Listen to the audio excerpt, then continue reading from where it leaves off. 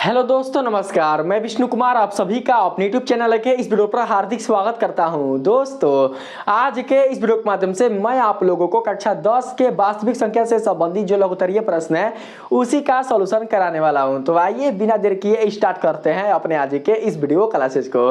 दोस्तों, यहाँ पर जो पहला प्रश्न है उसे हम लोग समझने का प्रयास करते हैं। इसमें दोस्तों बताया जा रहा है, यूक्लिड विभाजन प्रमेयिका का प्रयोग को सिद्ध करे कि x into x square plus 2 3 का एक गुणज है जहां x एक प्राकृत संख्या है। दोस्तों, आपको यूक्लिड विभाजन प्रमेयिका का प्रयोग करके ये बताना है कि x into x square plus 2 जो है वह 3 का एक गुणज है। दोस्तों, आप लोग यहाँ पर ये समझ के रखना कि जो भी संख्या जिसका गुणज होगा वो दोस्तों वो संख्या उससे विभाज्य होगा। जैसे कि सपोज डेट मान कर चलते हैं कि यहाँ पर जो 25 है, जो 25 संख्या है यह दोस्तों 5 से विभाज्य होगा। आप सभी जानते हैं कि यह 5 से विभाज्य है 25, इसलिए दोस्तों जो 25 होगा वह 5 का गुणज होगा। उसी प्रकार से अगर हम यहाँ पर ले लेते हैं 16, तो दोस्तों जो 16 है वह विभाज्य है 2 से भी, जो 16 है वह विभाज्य है 4 से भी, जो 16 है वह विभाज्य 8 से भी, और साथ ही जो 16 है वह विभाज्य 16 से भी। तो दोस्तों जो आप देख रहे हैं यहाँ पर 2, 4, 8, 16 इन चारों ही संख्याओं से यह दोस्तों विभाजित हो जाएगा, अर्थात इसका जो शेषफल है वह शून्य प्राप्त होगा। पूरी दोस्तों यह विभाजित हो जाएगा। तो ठीक दोस्तों उसी प्रकार से आप लोग ये समझ सकते हैं कि यदि दोस्तों ये संख्या 3 का गुणज है तो कहीं ना कहीं दोस्तों जब हम लोग इस संख्या में 3 से भाग देंगे तो इनका जो शेषफल है वो शून्य प्राप्त होनी चाहिए। यदि दोस्तों 0 प्राप्त नहीं होगा तो उस स्थिति में हम लोग ये बता सकते हैं कि ये जो संख्या है, ये जो व्यंजक है वो बिल्कुल भी 3 का गुणज नहीं है। तो इसी चीज को दोस्तों आप लोगों को यूक्लिड विभाजन प्रमेयिका की सहायता से बताना है कि क्या ये व्यंजक 3 का गुणज है। तो आइए करके देखते हैं। बाकी जो था मैंने आप लोग को समझा दिया। तो दोस्तों हम लोग क्या करते हैं, यहाँ पर सबसे पहले लिखते हैं, चूंकि x into x square plus 2 व्यंजक हमें दिया हुआ है, ठीक है, ऐसे लिख लेंगे ना। जहां देखिए, जहां का बोला है, जहां x एक प्राकृतिक संख्या है, तो बाबू आप लोग को यहां पर लिखना जरूरी होगा। जहां x एक प्राकृतिक संख्या है, जब x बराबर 1 हो तो, क्योंकि प्राकृतिक संख्या है ना, आप प्राकृतिक संख्या कहां से स्टार्ट होती है बाबू? प्राकृतिक संख्या 1 से ही स्टार्ट होती है। 1 से लेकर अनंत तक दोस्तों जो संख्याएं होंगी गिनती की गणना की, उसे ही प्राकृतिक संख्या कहा जाता है। तो हम लोग क्या करते हैं कि सबसे पहली जो प्राकृतिक संख्या है उसे ही हम लोग x के बराबर रखते हैं। तो देखिए, जब x बराबर 1 हो तो 1 इंटू 1 का होल स्क्वायर आप प्लस 2 आप बराबर कितना होगा बाबू बताओ? 1 का स्क्वायर आप यदि करते हैं तो क्या होगा 1, और 1 को 2 में जोड़ते हैं तो क्या बचेगा बाबू? तो 2 1 हो जाएगा 3, 3 को 1 से मल्टीप्लाई करोगे तो क्या आएगा? ओनली फॉर 3, ठीक है। जब x बराबर 1 हो तो इतना बराबर 3 होगा, ऐसे आप लिख लेना, ठीक है। फिर लिखेंगे जब x बराबर 2 हो तो क्या होगा? x के स्थान पर 2 लिखेंगे ना बाबू, तो यहाँ पर हो जाएगा 2, और फिर 2 का स्क्वायर यहाँ पर लिखेंगे 2 का होल स्क्वायर आप प्लस, पहले ही से क्या है 2 है तो यहाँ पर हम लोग 2 लिख लेते हैं। अब बराबर क्या आएगा बताओ तो बाबू? देखिए 2 दूनी के 4 और 4 2 6 और 6 दूनी 12, तो यहाँ पर होगा 12, तो लिखेंगे 12 होगा। इसी प्रकार से दोस्तों हम लोग आगे लिख सकते हैं, जब x बराबर 3 हो तो 3 इंटू क्या लिख सकते हैं? 3 का होल स्क्वायर आप प्लस 2 बराबर क्या होगा? 3 के 9 और 9 2 11, 11 3 15, तो यहाँ पर लिखेंगे 15 होगा। एक स्टेप दोस्तों और ले लो बस, है ना। यहाँ पर लिख लेंगे जब x बराबर 4 हो तो 4 इंटू क्या हो सकता है? 4 का होल स्क्वायर, x के स्थान पर उस मान लिख रहे हैं ना, प्राकृतिक संख्या जो मान है उसी को लिख रहे हैं। 4 का होल स्क्वायर प्लस में यहाँ पर हो जाएगा 2, क्या होगा बाबू? 4 चौके 16 और 16 2 कितना होता है? 18, ठीक है। यहाँ पर ठीक है ना, 4 चौके 16 और 16 2 18 और 18 चौके 72 होगा, यहाँ पर लिख लेंगे ऐसे, बस काम खत्म। अब क्या करते हैं हम लोग यहाँ पर यूक्लिड विभाजन प्रमेयिका का प्रयोग करेंगे, ठीक। तो लिखेंगे चूंकि प्रश्न की स्थिति से 3 को ऐसे, चूंकि 3 3 से भाग करने पर, भाग दोगे बाबू तो क्या आएगा बताओ तो। जब 3 को 3 से भाग दोगे तो क्या आएगा, इसको ऐसे लिखना आप लोग इस तरीके से।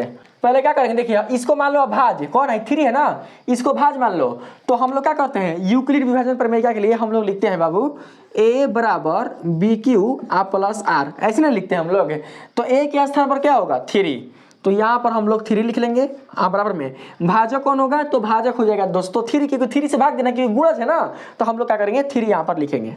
ठीक है, ज्यादा हिंदी कुछ ना कि जो संख्या किसी का गुणज होगा तो उस संख्या से भाग देने पर उसका शेषफल 0 होगा, ये सब कुछ नहीं लिखना है। बस प्रश्न में बोला है ना, हमने यहाँ पर लिखे दिया है चूंकि प्रश्न की स्थिति से, तो यहाँ से आप लोग समझ सकते हैं। आज जो एग्जामिनर होगा कॉपी चेक करने वाला वो भी समझ सकता है। ठीक, ज्यादा इसमें हिंदी लिखना उखना नहीं है।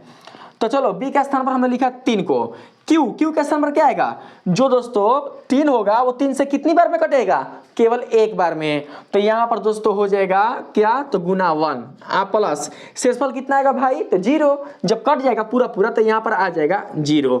ठीक बाबू, यहाँ पर आप लोग लिख देना यूक्लिड विभाजन प्रमेय से। फिर कौन है अगला 12 ना, तो लिखेंगे 12 को 3 से भाग देने पर भाज्य के रूप में हो जाएगा बाबू 12, अभाजक तो वही रहेगा 3। ठीक है, कितने बार में कटेगा 12, 3 से कितने बार में कटेगा, 4 बार में ना, 3 चौके 12, तो यहाँ पर लिखेंगे 4। अब पूरा पूरा कट गया था, शेषफल कितना होगा 0। तो यहाँ पर फिर लिख लेंगे क्या बाबू, चूंकि यूक्लिड विभाजन प्रमेय से। इसी प्रकार अगला कौन है 15 ना, 15 को 3 से भाग करने पर हेजा हो जाएगा बाबू 15। ठीक, भाजक हो जाएगा 3, कितना बार में 3 5 15, तो हेजा हो जाएगा बाबू 5, आप प्लस कितना हो जाएगा 0। आप फिर वही चीज लिख लेंगे यूक्लिड विभाजन प्रमेय से। अब क्या करेंगे, अब दोस्तों हम लोग यहाँ पर लिख कर बता देंगे कि हर एक स्थिति में 3 से भाग देने पर इस संख्या का जो शेषफल है वो 0 प्राप्त हो रहा है, इसलिए यह संख्या 3 का गुणज होगा। इस तरीके से यूक्लिड विभाजन प्रमेय से आपने ये सत्यापित करके दिखा दिया। तो हम लोग इसी को दोस्तों यहाँ पर लिख लेंगे। ठीक है, देखिए दोस्तों हमने लिख दिया, देख सकते हैं क्या लिखा है, यहाँ हर एक स्थिति में शेषफल 0 प्राप्त हो रहा है और इसलिए x × x² + 2 3 का एक गुणज है। इस प्रकार से दोस्तों क्या हुआ, यह सत्यापित हो गया। जैसा जैसा दोस्तों आप लोगों ने इसमें काम किया है ना, वैसा ही सेम टू सेम दोस्तों इसमें भी काम करना है। बस दोस्तों ये जो क्वेश्चन वो इसी पर आधारित है, खुद पढ़कर देख सकते हैं। क्या बोला जा रहा है, यूक्लिड विभाजन प्रमेय का प्रयोग कर सिद्ध करें कि n² - n 2 से विभाजित होगा, अर्थात यदि यह 2 से विभाजित होगा तो इसका भी शेषफल 0 प्राप्त होगा, जैसा दोस्तों इसमें आप लोग देख सकते हैं। तो मैं क्या करता हूं दोस्तों कि आप लोगों को सबसे पहले मैं इतना करके दिखा देता हूं ना, कहां से देखो है तो समझ ही रहे हो। हम लोग इसके स्थान पर क्या करेंगे, लिख लेंगे n² - n को। ठीक है, व्यंजक हमें दिया हुआ है, फिर लिखेंगे जहां एक से एक प्राकृत संख्या है, इसमें देखो लोग क्या चाहिए n, यहाँ पर बाबू जो n है वो एक धन पूर्णांक है, पूर्णांक है पर कैसा है, धन पूर्णांक। ठीक है, तो यहाँ पर हम लोग लिख सकते हैं जहां n एक धन पूर्णांक है, और उसके बाद ये सब लिख लेंगे। ठीक है, चाहे मैं आप लोगों को करके बताता हूँ, पहले इतना करके दोस्तों मैं यहाँ पर आप लोगों को दिखा देता हूँ, तो आप लोग देखिएगा। चूंकि n² - n व्यंजक हमें दिया हुआ है, जहाँ n एक धन पूर्णांक है, तो क्या हो जाएगा, जब n बराबर 1 हो तो क्या करेंगे, हाई वाला लेंगे n² - n वाला, तो लिखेंगे हाई से 1 का होल स्क्वायर -1, क्योंकि n के स्थान पर हमको रखना है 1 को, -1 अब बराबर में कितना का बता, तो 1 का स्क्वायर करोगे तो 1 होगा, और 1 में से 1 जाएगा तो क्या बचेगा, ओनली फॉर 0। ठीक है, तो दोस्तों हम लोग क्या करेंगे, यहाँ पर 0 लिख लेंगे। ठीक है, ऐसे लिखेंगे होगा, बस इसी तरीके से बनबे करेगा ऐसे ही। नेक्स्ट अगला स्टेप, जब n बराबर 2 हो तो यहाँ पर लिखेंगे 2 का होल स्क्वायर अब माइनस कितना होगा बाबू, n के स्थान पर ना 2 लिए है ना, तो हम लोग n के स्थान पर 2 लिखेंगे 2, अब बराबर में क्या आएगा, 2 दूनी के 4, 4 में से 2 जाएगा, कितना बचेगा 2, तो यहाँ पर बाबू हम लोग लिख लेंगे ओनली फॉर 2 होगा बस। फिर एक स्टेप और ले लेते हैं, जब n बराबर 3 हो तो, ठीक है, तो यहाँ पर हो जाएगा n के स्थान पर 3, तो लिख लेंगे 3 का होल स्क्वायर माइनस, फिर हो जाएगा यहाँ पर 3, आप बराबर में कितना होगा बाबू, 3 के 9, 9 में से 3 जाएगा 6, तो यहाँ पर हम लोग लिख लेंगे 6 बस होगा। बस 3 स्टेप लेकर आप लोग चलो। ठीक है, उसके बाद लिखेंगे चूंकि प्रश्न की स्थिति से लिखेंगे ऐसे ही, देखिए इसमें जो भाज्य था बाबू वो क्या था, वो था हाई 3 ना। इसमें देखो भाज्य कौन है, इसमें जो आपका पहला भाज्य है वो है 0। तो लिखेंगे हम लोग, चूंकि 0 को किससे, 2 से ना, 2 से भाग करने पर भाज्य के स्थान पर लिख लेंगे 0, आप बराबर में भाजक के स्थान पर लिख लेंगे 2, और भागफल कितना आएगा 0, तो 0 बार में कटेगा ना। अब प्लस में शेषफल कितना होगा, जब पूरा पूरा कट ही जाएगा तो शेषफल कितना आएगा बाबू, 0 आएगा। तो हम लोग यहाँ पर 0 लिख लेंगे, ठीक है।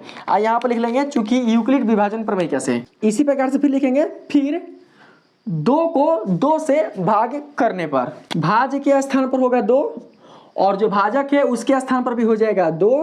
भागफल कितना आएगा बाबू 1, 2 एकम 2, आप प्लस कितना हो जाएगा तो 0।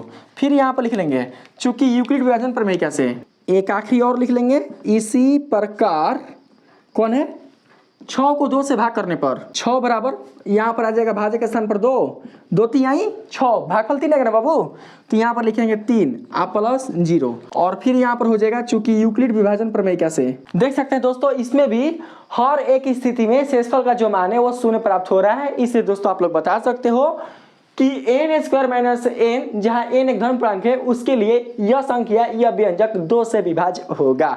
तो हम लोग क्या करते हैं, इसी की तरह दोस्तों हम लोग यहाँ पर लिख लेते हैं, सिद्ध हुआ, ठीक है। देखिए हमने लिख दिया, यहाँ हर एक स्थिति में शेषफल 0 प्राप्त हो रहा है, अतः इसलिए n² माइनस n 2 से विभाजित है। तो इस प्रकार से दोस्तों आपके वास्तविक संख्या से संबंधित जो 2 मोस्ट इंपॉर्टेंट क्वेश्चन थे वो आपका कंप्लीट हो चुका।